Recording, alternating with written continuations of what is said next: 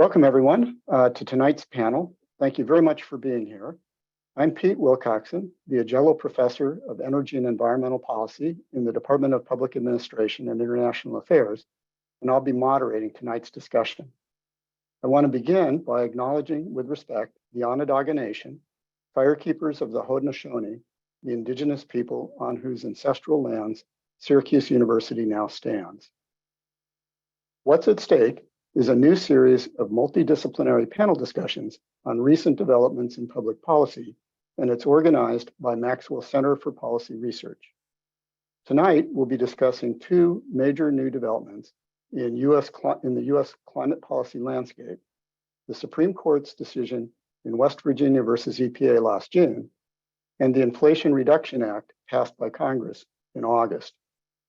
To put the events in context, we'll frame the discussion by asking how they affect the ability of the U.S. to meet its commitments under the Paris Climate Change Agreement. We have a terrific interdisciplinary panel whose expertise spans constitutional law, environmental politics, and environmental economics. David Driesen is a university professor and at the Syracuse College of Law. His work focuses on constitutional law, law and economics, and environmental law. Sarah Pralle is an associate professor in the political science department at Maxwell.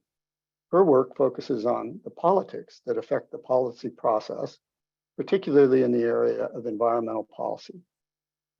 David Popp is the Carolyn Rapkin Faculty Scholar in the Department of Public Administration and International Affairs at Maxwell.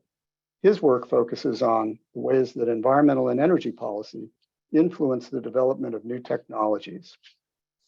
In addition, to lead off the discussion and put the events in historical context, we have Brandon Charles, a doctoral student in the Department of Public Administration and International Affairs. His work focuses on the impact of the transition to renewables on workers in the energy sector. After Brandon's presentation, we'll have 2 rounds of questions for the panelists.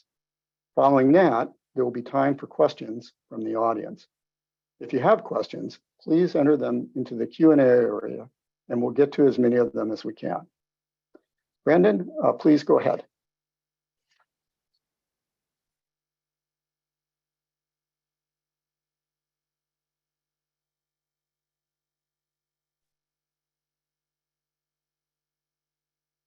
Thank you.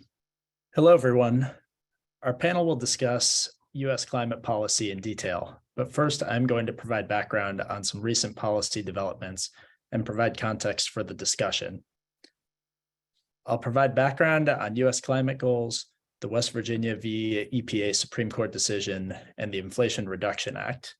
I'll also summarize data showing where the United States stands today with respect to its climate goals and where forecasts indicate we are headed.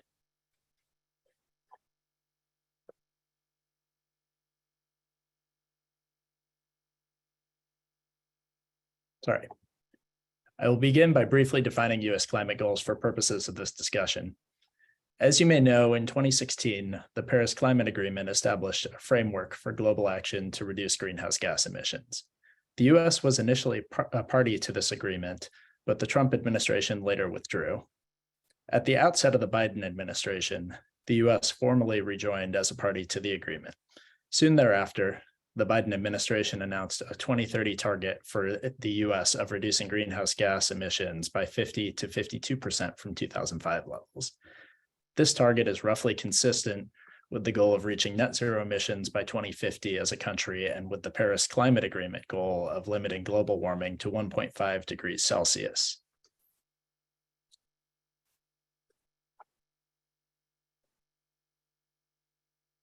Moving on to recent policy developments, this next slide illustrates that the West Virginia v. EPA decision issued in July 2022 was more than a decade in the making. The decision in this case invalidated the EPA's proposed Clean Power Plan, or CPP, which would have regulated greenhouse gas emissions from power plant sources. I'll leave it to the panel to discuss the specifics of the decision, but I would like to point out key milestones leading up to the decision in this case. First, the 2007 Supreme Court decision in Massachusetts v. EPA found that greenhouse gas emissions are pollutants covered by the Clean Air Act, and that the EPA must either regulate these emissions or provide a reasoned explanation why it cannot or will not do so. In response to this decision, the EPA held a rulemaking process to consider the issue, and based on this process, issued an endangerment finding in 2009. This finding established that greenhouse gas emissions endanger public health and welfare, and that the EPA therefore has a responsibility to regulate those emissions. Based on its endangerment finding, the EPA in 2015 issued the CPP, which would have required states to develop plans to achieve greenhouse gas emission reductions specified by the EPA. Although the CPP never went into effect, the Supreme Court nonetheless ruled on the legal challenge to the CPP in West Virginia v. EPA. This decision has resulted in uncertainty with respect to the EPA's tools for regulating greenhouse gas emissions. Moving on, another recent development is Congress's passage of the Inflation Reduction Act of 2022, or IRA, shortly after the West Virginia v. EPA decision. Unlike the regulatory focus of the Supreme Court's decision, this legislative act focuses on incentives to promote adoption of low-emission technologies.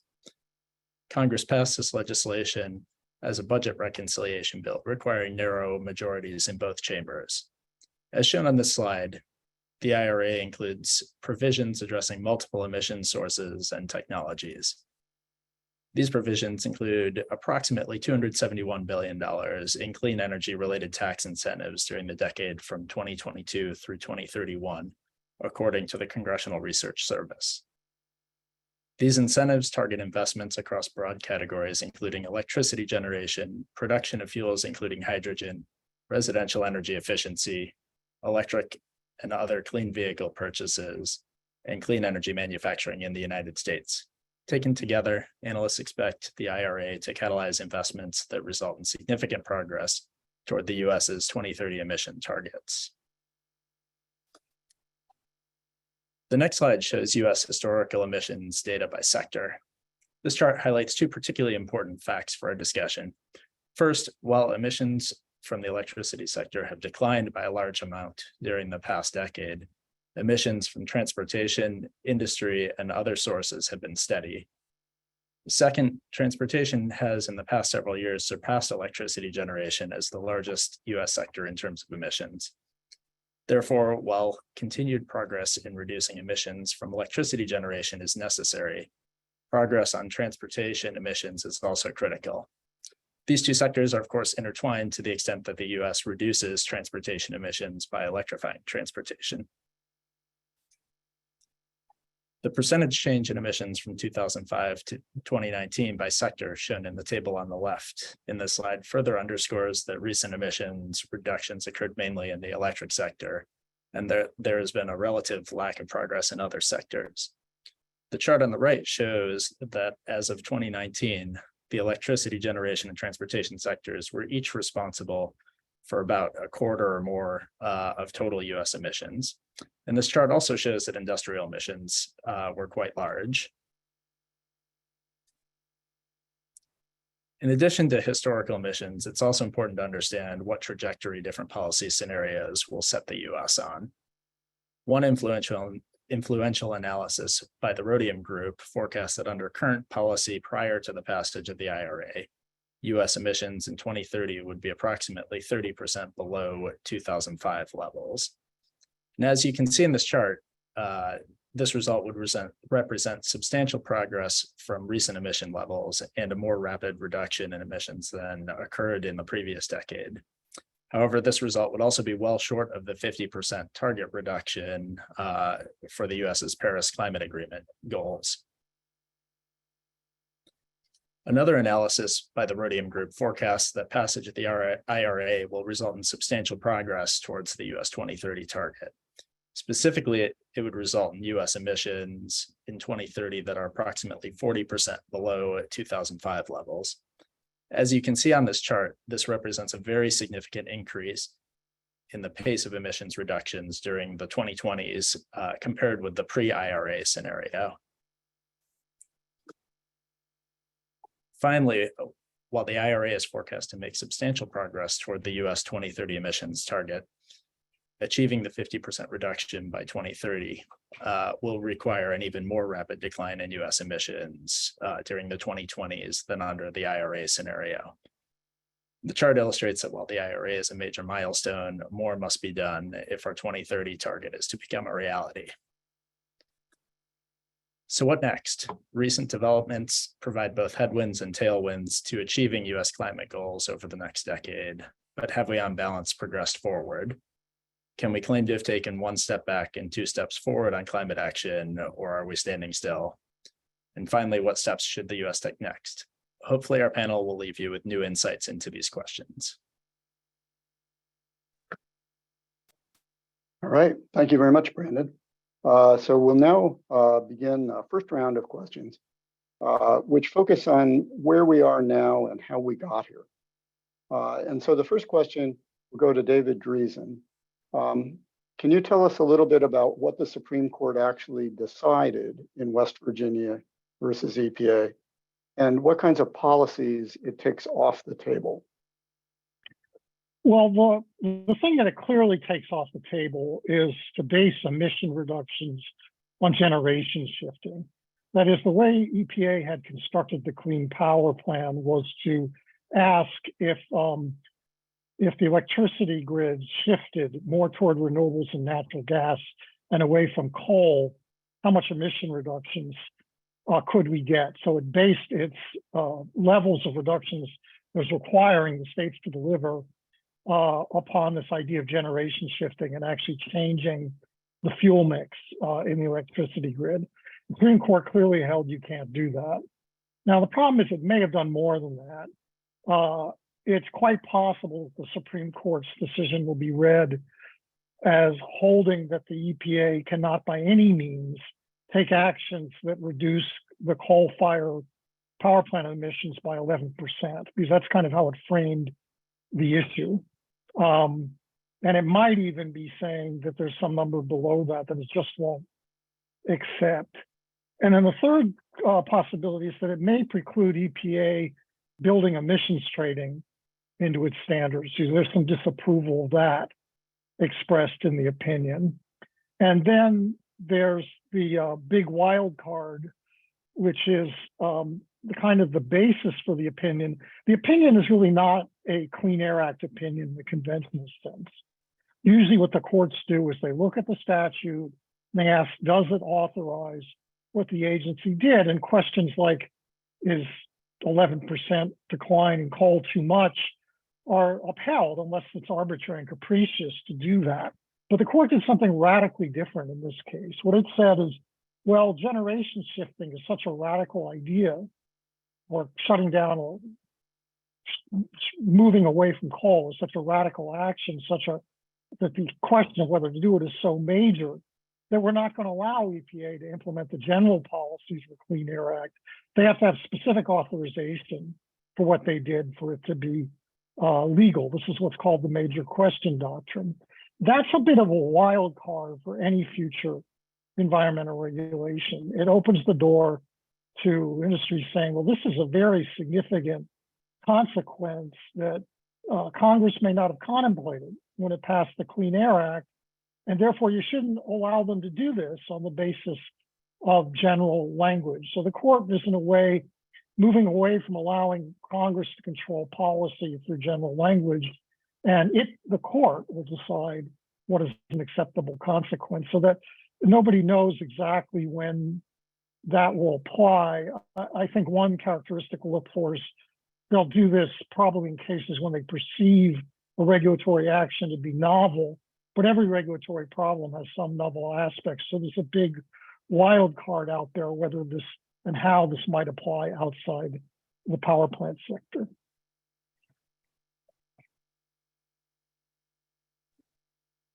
Great, thank you very much, David. I'm going to direct the next question to Sarah. And the IRA was a huge change in federal climate policy, where huge change means greater than zero. Can you tell us a little bit about what political stars aligned to bring it about? Yeah, I'd be happy to, excuse me. So I'm going to start in 2009 with actually a policy failure, which was the failure of the 2009 it was called the Cap and Trade Bill, but it's really the Waxman-Markey bill. Many of you out that are listening to us tonight might remember that when he was on the campaign trail, President Obama, or then candidate Obama, pledged, along with his opponent, John McCain, to introduce major legislation to try to address climate change. And despite all the other issues and crises he was facing and his prioritization of healthcare, the House did manage to pass the Waxman-Markey bill, which again was sort of colloquial called cap and trade. And the cap and trade part refers to the main mechanism that the bill used in order to try to lower emission, which is essentially like a carbon pricing mechanism. And I'm not going to go into details about that, but the point of that is that the political problem, the Waxman-Markey bill had major political problems. And the number one was that it just like had no constituency. There was no one's really around to champion this bill. I'm pretty connected to the environmental community. And I remember just a kind of silence, like not hearing much about it, not asking for my support. No one asked me to call my congressperson. I felt like it was very odd.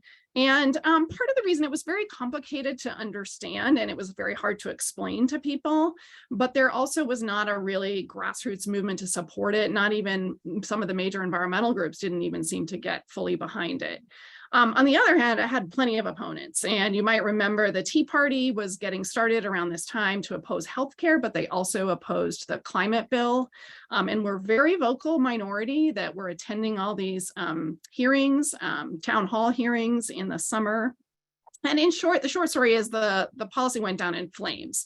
And in the wake of this, the climate movement sort of fell apart and fractured, and there was a lot of blaming of people like, who caused the failure of this bill, and there was lots of bad feelings. And so the movement sort of fractured after this, and went its separate ways. Some went to the state level and focused on state and local policies, which has been quite fruitful. Others joined the anti-pipeline protests, which some of you might remember, and also the fossil fuel divestment campaign, which we had a group here at Syracuse working on that. So then so that happened for a while, and then fast forward to 2016, Trump gets elected. It unifies the left and it unifies the climate movement to some extent as well. So we see the start of groups like the Sunrise Movement, a much more grassroots focused environmental movement that is also working electorally to try to change the opinions of political elites, which was very important. Then we have 2018, the Democrats win in the midterms. They start thinking like maybe we'll regain control of the White House and Congress in 2 years. And so people were sort of searching around for ideas, climate ideas. What can we propose? This is going to be this huge potential window of opportunity in 2020. And I don't know, Professor Wilcoxen, if you remember this, but around that time, we had a meeting with Chuck Schumer's legislative director, who wanted to talk to people at Maxwell about like, well, what are your ideas about climate? So that's an indication too, that they were really kind of searching for ideas. And so environmental groups sort of got together at this point and decided like, we got to get on board, we've got to coalesce around some set of ideas and policy ideas. They had a bunch of conversations that were quite fruitful according to people who observed them. And they realized a couple things. One, Republicans are never going to get on board, so just focus on democratic unity. Secondly, carbon pricing should not be the focus of their approach, and for reasons that I can talk about later. And instead, they decide to focus on investments, like an industrial policy, on regulations, and on climate justice issues. And that kind of broad approach to addressing climate was reflected in the Green New Deal, which many of you no doubt remember.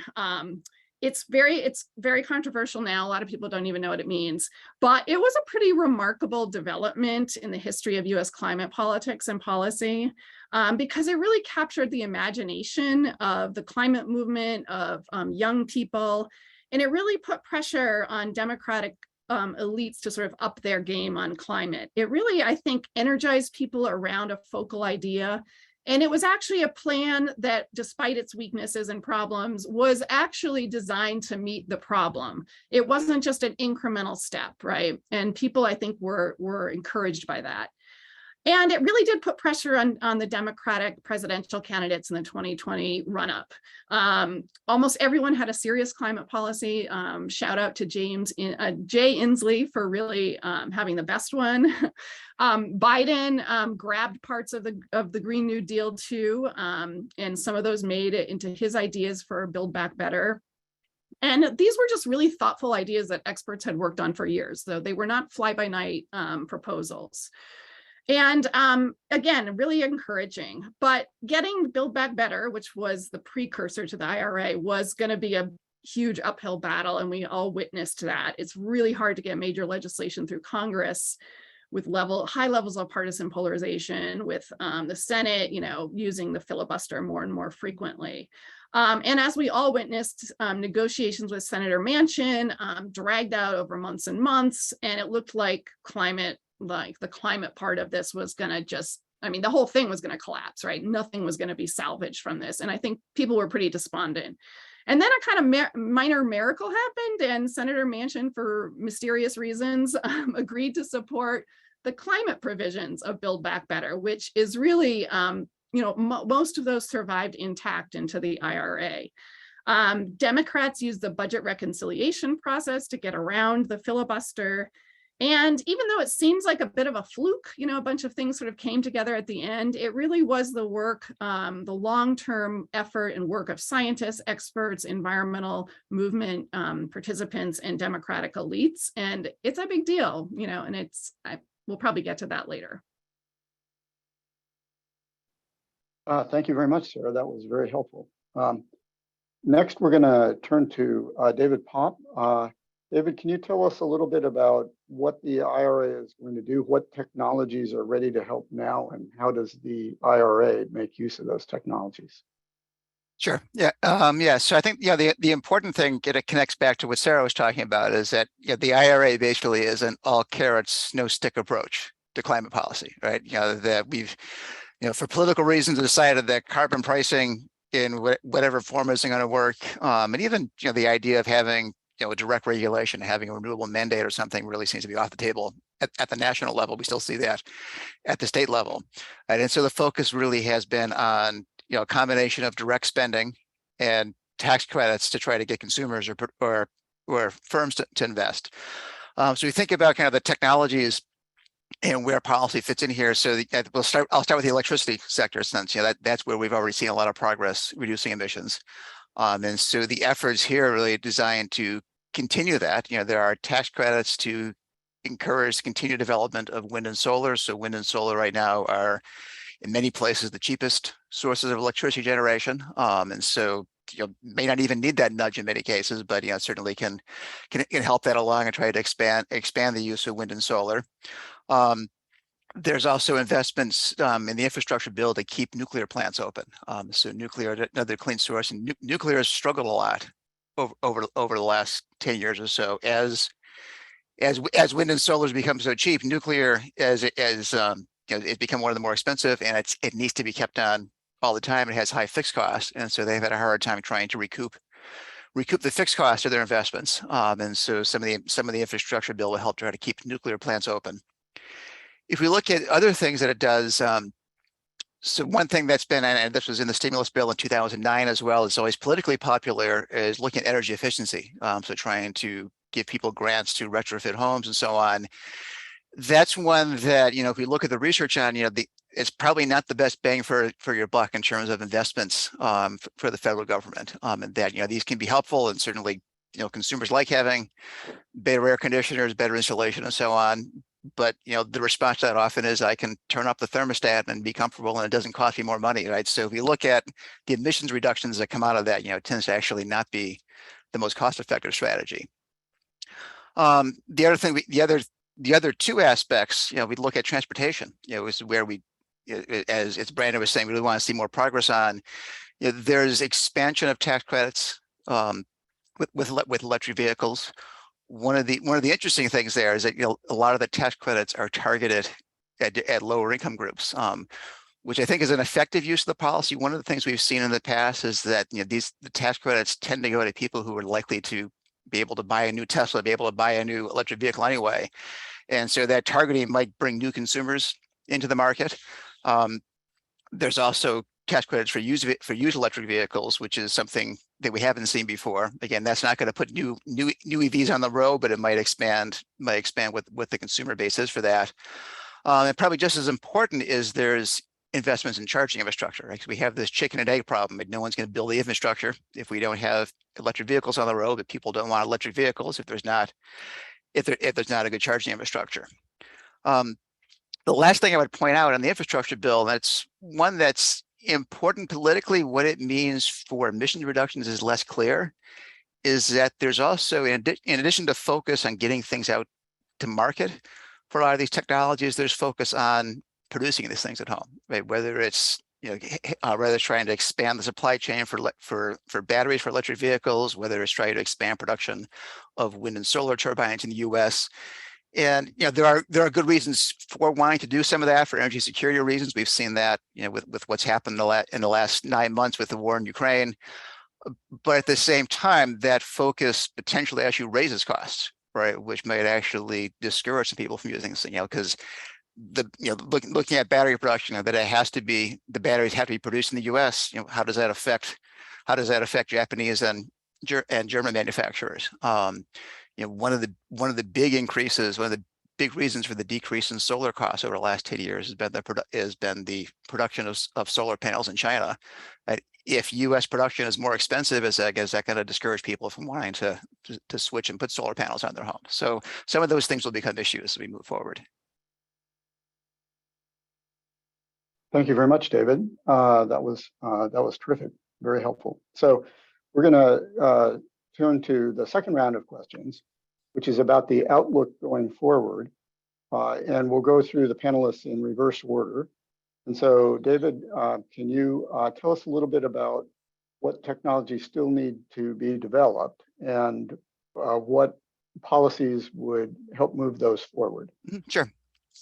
Yeah, so I think, so a good analogy to think of this is kind of where we've been so far is looking at the low-hanging fruit, right? Things that are relatively low cost or can be developed fairly easily. And so kind of the remaining challenges would be things that are either that they're big technical challenges, so carbon capture and storage, whether we can get, it's hard to imagine carbon capture and storage being cost competitive without carbon pricing. We can get the cost down, but we'll be able to get it down enough.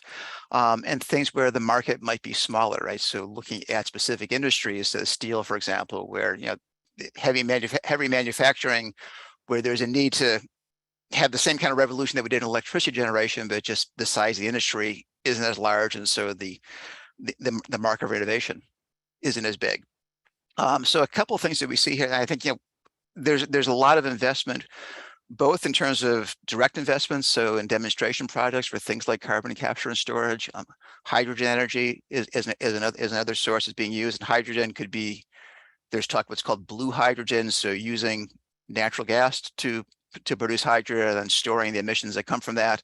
But also it's called green hydrogen, so actually creating hydrogen from renewable sources, which potentially then could be used. It can be a way for storing energy, which is going to be one of the big challenges as we move from 20% of the grid being renewables to 80% or above being renewables. How do we deal with the intermittency problem? So there's demonstration projects for that. There's a fair amount of R&D investment that's put in as well, and so that government investment in R&D is important. If we look at the types of things that the market is going to be likely to do, the market is going to likely focus on things that are close to being ready. For things that are further from the market, hydrogen is an example of that. Carbon capture and storage, we don't see as much private sector investment in that because the possibility of a return 5 years down the road is less likely. Right? And so for things where that return might be 10, 15 years down the road, government investment to start the technology development to help get the cost down to a point where the market's going to want to get involved is going to be really important. Right? So I think one way to think of what the IRA does on kind of these technologies is it's kind of a down payment. It's unless we can get the costs Yep. Unless we get the cost like we did with solar, get the cost down so that it's completely competitive. You know, it's going to be difficult for something like hydrogen or carbon capture and storage to be used without carbon pricing. If we can get the cost down closer, that may lower the level of a carbon tax, the level of the stringency of a policy that we might need, and it might also try to make it more politically palatable that we can do some of those things in the future. Thank you very much. That's great. That actually leads nicely into the next question for Sarah, which is also a question that has already started coming up in the Q&A section, which is about the future prospects for carbon pricing, or why have carbon pricing policies been so politically toxic in the US? Yeah, so as I mentioned in my opening remarks, cap and trade was quite politically unpopular, and I mentioned that part of the reason was it was really hard to understand and difficult to explain to people. But it shares a larger problem with carbon pricing schemes more generally, which the more common one and easier to understand one is a carbon tax. These are policies, it turns out, I'm not saying down the future they won't be easier to sell to the public, but they've proven in the US at least to be a difficult sell to the public. And part of the reason I think is because they sort of punish everyone and no one really sees what the benefit is to themselves. And there's obvious benefits in the aggregate, but oftentimes individuals just see the prices for energy and their gas going up. And as we know with recent experience, people do not like it when the price of gas is going up, and politicians certainly end up paying a political price for that. And they're very susceptible to sort of exaggerated claims about how much these policies will actually cost them. Proponents of these carbon pricing schemes have tried to mitigate that by talking about rebates, right? So all the carbon taxes collected would be rebated to consumers. And that worked in Canada, but it has yet to work in the United States. In Washington State, they tried it twice, 2 different times with 2 different rebate kind of designs. And it's a pretty blue state, and it still got defeated. And the really important part, I think, for now is that the climate activists themselves and environmentalists have moved on from carbon pricing. Some are vehemently against it. Others just don't want to make it the headline part of their policy. While those things are unpopular, pricing carbon, these kinds of investments that David was talking about are super popular with people. The IRA throws a bunch of money at consumers, at local governments, at state governments, and to industries, and who doesn't like a bunch of money? So this kind of investment-based strategy, I think, is just easier to sell politically. And interestingly, once it's implemented, I think could really kind of transform political views on this issue, because you're giving real tangible benefits to people and to communities. You're getting jobs, they're getting perhaps industry. I know the EV requirements to domestically source things are somewhat controversial, but on the other hand, they're going to create a lot of jobs and stakeholders and constituents for these policies, which can help kind of create a support network for policies. And to be honest, the IRA is just like you said, David, it's a first step, right? We have a lot more to do. And so we're going to have to enact a lot more policies down the road. And I think this kind of investment-based strategy kind of paves the way for that, because you're transforming the politics potentially around it, right? You're creating new stakeholders. Maybe the power of the fossil fuel industry might decrease a little bit as the power of these renewable energy companies goes up. And I don't want to be sort of Pollyannish about it, but I do think it's what political scientists call policy feedback effects. I think those are possible with the IRA. Thank you very much, Sarah. Now I want to turn to a question for David Driesen. So without strong federal regulation, which has become more complicated after West Virginia versus EPA, and without possibly a federal carbon price, we'll be relying almost entirely on subsidies, or as David Popp put it, carrots and no sticks. Can that work at the federal level? What do you think? Is that a viable policy? Well, I think it can work. I mean, it would work better with some regulation, but it can work. And it's sort of the same question on both sides. Our carbon prices have largely failed to get us on a trajectory, not largely, completely failed to get us on a trajectory to low carbon emissions, to zero emissions by 2050, which is what everybody's aiming at, net zero emissions by 2050. It's what everybody's saying is necessary to avoid dangerous climate change, because they can't get the price high enough. The public won't accept it. So when you have cap and trade programs, which are conceived of as quantitative mechanisms, they have price caps in them because people, including Peter Wilcoxen here, I think, has pioneered this, recognize that you cannot sustain a high carbon price. So getting the subsidies also have a problem. Can you get enough subsidies and get them targeted enough so that you can really move the ball? And traditional regulation has this problem. That is, there's intense pressure not to do enough with traditional regulation. Now, I've had some successes. A major success is electric vehicles. And that came about because California put an extraordinarily stringent demand on a tiny portion of the vehicle fleet and said it's going to be zero emissions for just 2% of sales. That concept got picked up. Otherwise, it got advanced further by subsidies, especially in China, but in other places. And now we're on the cusp of having the possibility of a zero emissions transport sector.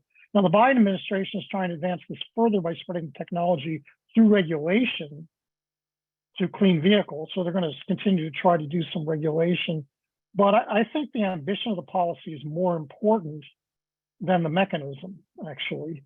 And this may be a politically stronger path toward mechanisms. A lot of the people who are trying to explain why carbon pricing has never covered much of the emissions worldwide, has never been anywhere near the social cost of carbon, except in a few countries, say that one of the problems is you're up squarely against the fossil fuel industry. But in the line of what Sarah was saying, if you start incentivizing clean technology, you're building up special interests that have an interest in clean tech, and that can change the dynamic. And it also, the renewable energy companies themselves tend to invest more in lobbying for direct supports than in these pricing schemes that seem indirect. I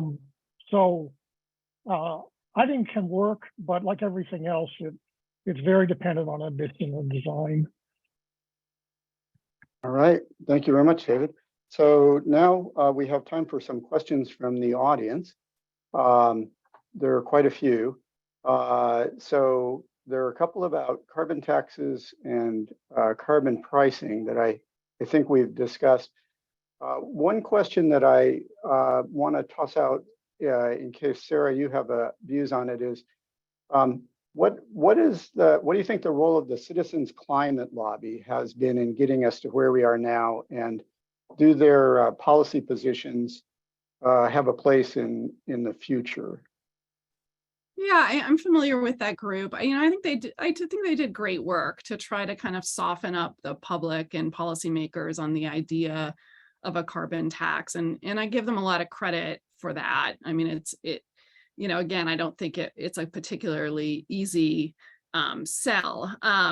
But I think they, perhaps held on to the idea a bit too long and were a little bit out of touch with the rest of the climate movement, which I think pretty quickly moved away from it. And the environmental justice community was particularly opposed to these kinds of carbon pricing schemes for various reasons. So I don't know what their future holds. I like my other panelists, the other panelists have said, at some point you feel like some kind of carbon pricing is going to have to kind of come into play.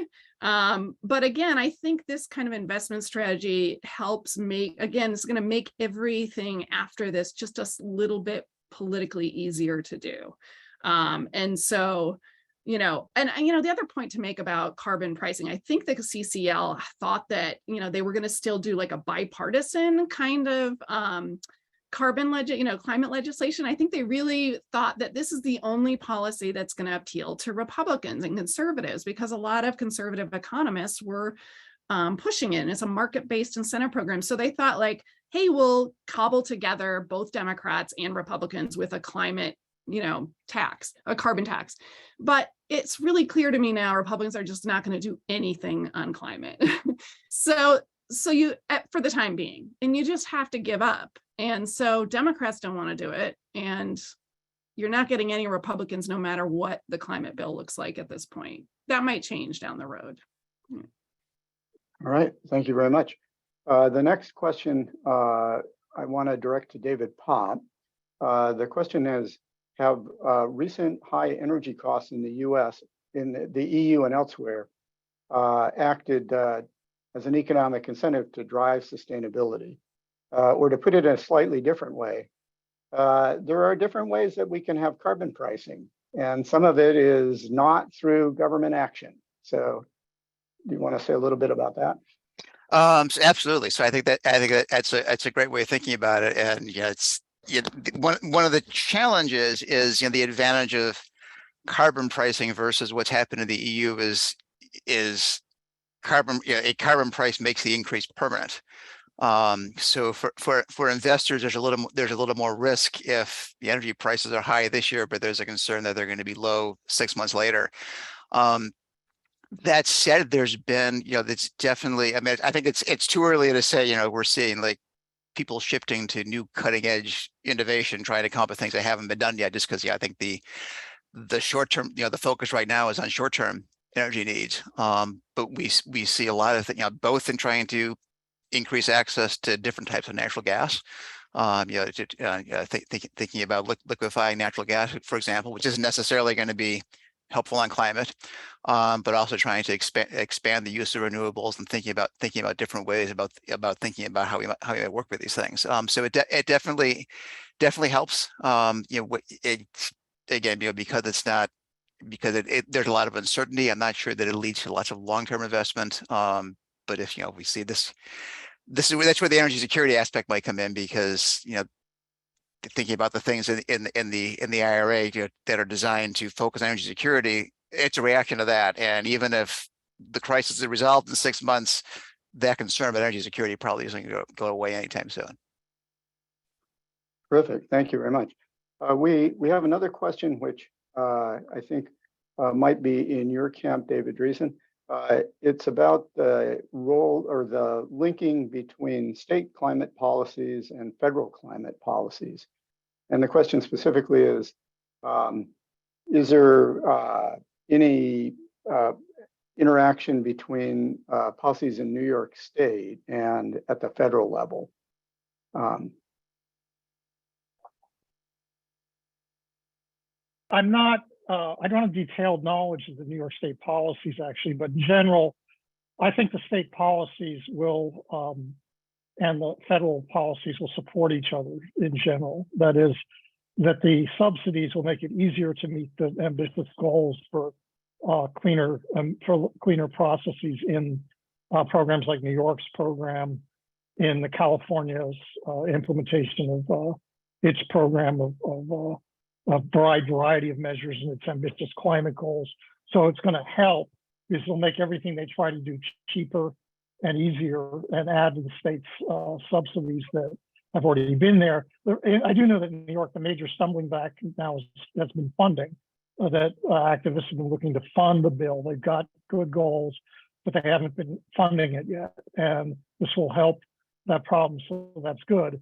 On the future of power plant regulations, though, this possibility that the West Virginia decision might be read as precluding emissions trading could interfere with state policies, because there is in California and in the Northeast, they have emissions trading programs. And I didn't explain emissions trading for those of you who are new to this, so maybe I should take a minute to say what that is. It's not the most natural thing in the world, unless you have some experience with this. But the idea here is you set emission limits for all the plants, like you do with a traditional regulation.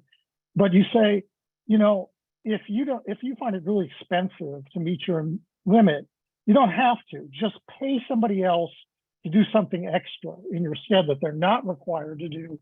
And so the polluters rearrange the emission limits, and it gets to be a lot cheaper. It shifts the reductions to the low cost sources. So this has been an approach in California and in the Northeast.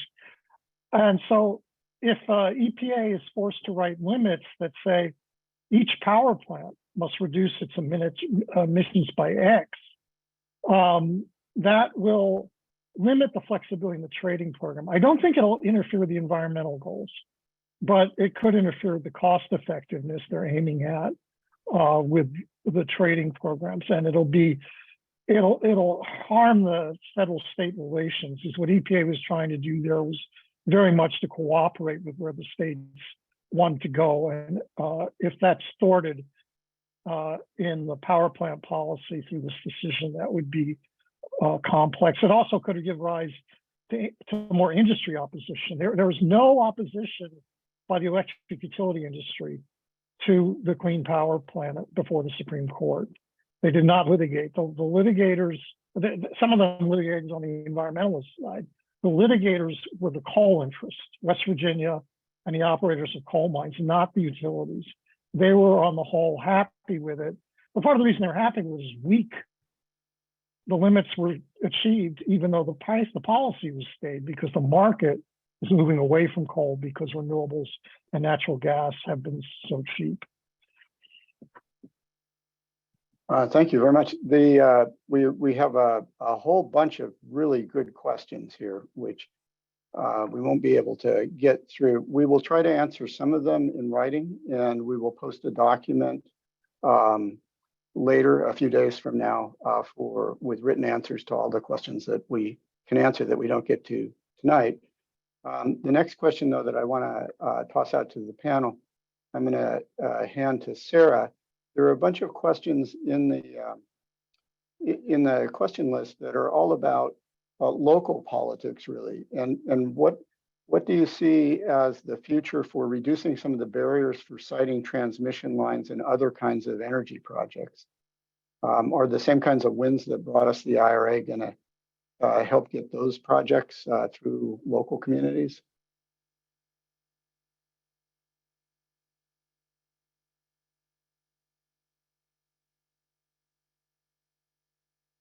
I'm sorry, you asking me this question? I was intending to ask it to Sarah, but I think we might have lost her Zoom connection. Yeah. So shall I repeat it, I'm Sarah? sorry, I'm back. It was the it's question. not unmuting for me. I apologize. That's okay. Should I repeat the question? Just briefly, if you could. I'm sorry about that. There are a bunch of questions in the Q&A about whether there are going to be big local obstacle.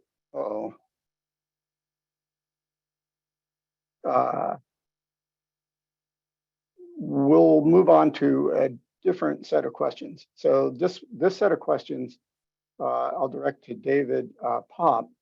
There are several questions about the U.S. role in advanced technology. Is the U.S.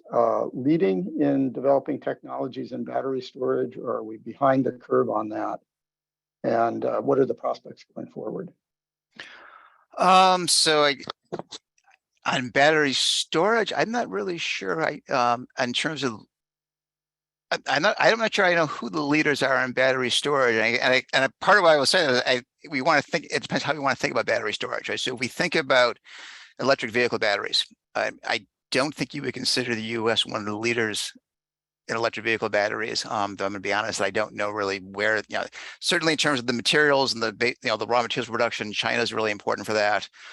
Where the final battery manufacturing is being done and how much of that is U.S. versus Europe, for example, that I'm less certain about. An important point, though, is you want to distinguish between electric vehicle batteries and large capacity batteries. Sorry, I'm now on a different computer. Yeah. I know what happened. Right. So distinguish between batteries for electric vehicles versus large capacity batteries for storage. And there's an opportunity for the US or any other country because there's much less research. We look at there's been a big increase in innovation. And if you look at patenting, which is a lot of the data that I use, in patents for batteries over the last decade, and about 90% of that is aimed at electric vehicles, and very little aimed at storage. So this is an area where it is further from the market, And if a government wanted to get in and throw a bunch of money at trying to start to get costs down on large scale storage, there's an opportunity there. Thanks very much, David. So thanks for coming back, Sarah. The question was about whether you think there will be progress at the local level in siting things like transmission lines that are going to be needed to achieve all the goals of the IRA. Yeah, sorry, I apologize again. That's such a great question. I think that's like actually one of my biggest fears with the IRA is that we have to rebuild our infrastructure. I was listening to someone say that like 2 times over the electric infrastructure that we already have. It took us 140 years to build our current electric infrastructure, and we have to build it twice out. And so that's a huge amount of construction. And as we know, there's a lot of power at the local level over land use. And there's a lot of groups and neighborhood, people that get very active in what we might call sort of NIMBY type campaigns. And I don't want to denigrate them all because, some of them have legitimate concerns. But this just gives them a lot of power over things that, transmissions lines and big projects that have to be built in order to get this energy from one place to another, in order to create the kind of infrastructure we need. Because it's not just to replace, obviously, the fossil fuels that are currently in our electric mix, but to then fuel, create enough electricity to fuel the increase in demand, right? And to replace some other things. So I do worry about that. I think it's a concern. So Thank you. I think we will try to squeeze in one more question and then we'll go around for the panel for some concluding thoughts. The last question I'm going to pass to David Driesen. And it's, I think, a really important question. How much impact do you think, or how much of the Chevron deference is likely to survive the current Supreme Court? And you might need to explain briefly what Chevron deference is. Yeah, thank you for that question. And thanks. I think you're right. It's a good idea for me to explain it.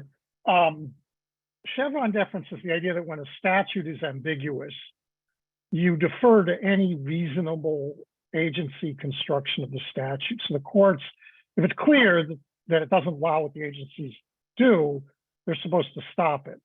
So if this, statute says clean the air and they make it dirty, they can't do that. But a lot of things are ambiguous in the law. So there's a lot of things where if the agency does something that's a reasonable construction of the statute, the courts will allow it. That has been the tradition since the 80s anyway. And before that, there was some sort of deference paid as well, but it was depended a little bit on circumstance. I think the court has abandoned that, and I don't think it's coming back. They haven't squarely overruled the case, but they just don't defer anymore. But I think people who are talking about that kind of underestimate how far the court has gone in rejecting not only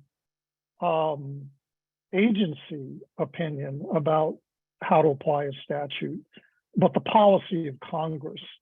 Because the way the major questions doctrine that I have described, the idea that was articulated in West Virginia versus EPA, is that unless Congress says something very specific about what the agency does, you disallow action. So general expressions of policy, like the policy to get the best systems of emission reduction, the policy to have a healthy environment, which is clearly a major policy in the Clean Air Act, this is all ignored. And the decision is taken by the Supreme Court. So I think Chevron deference is dead, but I think people have underestimated the extent to which the court has usurped the powers, not only of agencies, but of Congress, and is itself amending legislation. Thank you. Thank you. So I don't want this session to close on a on a down note, I've been working on climate policy for a long time now. And there've been, it was a very momentous summer, last summer for climate policy. We're going to conclude by going around the panel and asking each person to say, what does this all add up to, all of these recent changes? Is the glass half full or half empty for US progress on climate? And so David Popp, why don't you take a stab at that first? What do you think? My understanding of the way math works is it's both. I think that it's a good. I think as I said before, I think it is a down payment, which I think on the glass half empty side is really encouraging, and I think most importantly, because the politics of the federal level is going to be so difficult, the possibility that infrastructure, that these sorts of things make it easier for states to act is going to be really important, right? Because, if you look at most, Brandon's chart from before showing, that the reductions are already in place, a lot of that's coming from state policy, not from federal policy. So I think that's really important. The concern about, moving in a world where everything is, where it's being done is as industrial policy, right? As focusing on investments is, there is the concern about micromanaging, so the requirements about things being built in the U.S. Another requirement we haven't talked about, there's a requirement to pay prevailing wages. During the 2009 stimulus, that caused a lot of problems. As I saw a question in the Q&A about trying, how do we move quickly, and not slow things down. That slowed a lot of things down during the stimulus because it was actually difficult to determine what prevailing wage was, and things that were entirely new sectors, new industries, or being able to find people that were able to work in those areas.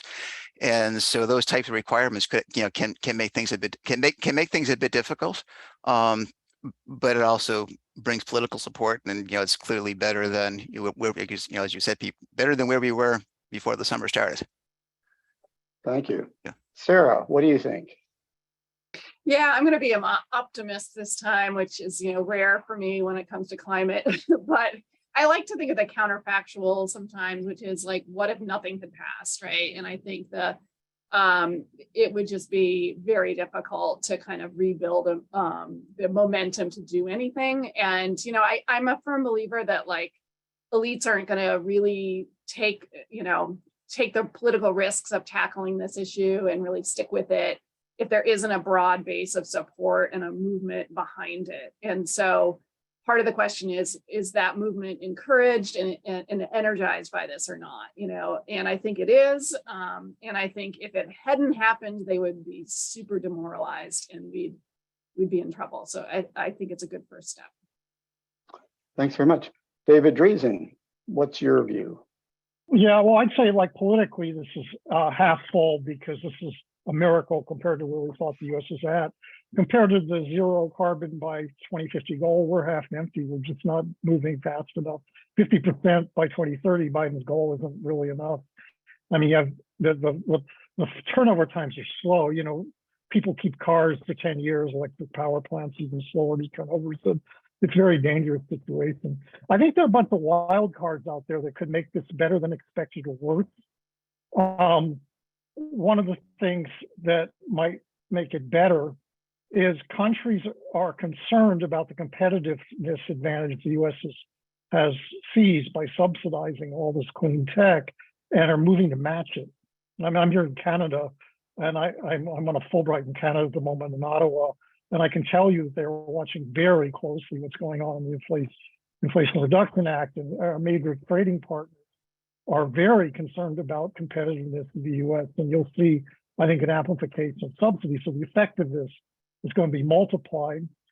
On the other hand, I think some of the protectionist stuff from this bill, well, I think it's been useful politically to have first make it kind of a populist success where you're serving justice goals, you're sort of building on the populism, the protectionist populism of Trump, even in some ways, even though it's coming from the left. It might interfere with the goals being achieved because we do depend a lot on China for minerals. We do depend on our trading partners. And so supply chains are already snarled. And if and this makes it harder to untangle them. On the other hand, in the long term, getting away from China is a national security thing. And I don't know how we square that. So I see some potential for this to be much better than it looks on paper and much worse. I'm not sure which way it will be. Thank you very much, David. So Brandon, I want to turn to you for the last word. You started us off on this today, and you were the instigator of this panel from the very beginning. What's your take on it? Are we glass half full, half empty? What do you think? Well, so I started a career in the energy industry right about when the cap and trade bill that Sarah was talking about earlier failed. And so it seems to me like we've come a long ways. So I'm really hopeful that that the investments from the IRA are going to catalyze more action at the state level and some additional innovation and investments in states that haven't been early movers in terms of pushing their utility industries forward, for example. So I would say half full. All right. Thank you very much. So we are out of time. I am sorry that we weren't able to answer everyone's question. There are excellent questions in the chat. We appreciate very much your attending today. And we, as I mentioned, will try to answer as many of the questions in written form as we can, and we'll post that on the web, and we'll let you know when that's available. Thank you again for coming this evening, and have a nice rest of your evening.